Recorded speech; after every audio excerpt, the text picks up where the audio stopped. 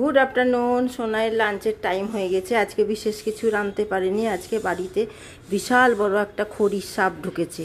সে যে কোথায় ঢুকে গেল সেই দেখতে দেখতে অর্ধেক রান্না হয়েছিল। যেটুকু রান্না হয়েছিল পাঁপড় ভেজে দিলাম, আর কোনো রান্না করতে পারিনি। সেই লোকজন গোটা বাড়ি এখন কার্বলিক অ্যাসিড ছিটিয়ে দিল, কখন যে কোথায় বেরিয়ে যাবে।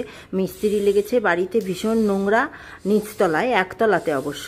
দিয়ে কার ভেতরে যে ঢুকে গেল, অনেক কিছু রাখা আছে ভেতরে, যে ঢুকে গেল ভিতরে অনেক কার্বলিক অ্যাসিড ট্যাসিড ছিটানো হলো। এখন কখন বেরাবে কি মরবে জানি না, খুব চিন্তায় আছি, ভয়ে আছি বন্ধুরা। যাকগে, এখন সোনাইয়ের লাঞ্চে বসে গেছে, আবার ও রেগে যাবে।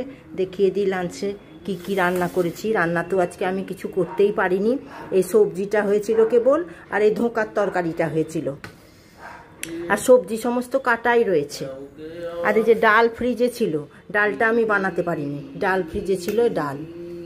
এই যে ধোঁকার তরকারি আর একটা পাঁচমিশালি সবজি করেছি, গাজর, আলু, পটল, বরবটি সব দিয়ে, আর পাঁপড় ভেজে দিলাম, ডাল আর ধোঁকা। এই আজকের মেনু। আজকে আম আছে, সেটাও শুধু আমি কাটার সময় পাইনি। ঠিক আছে বন্ধুরা, এবার খাওয়ার টাইম হয়ে গেছে, খাওয়াই, বাই।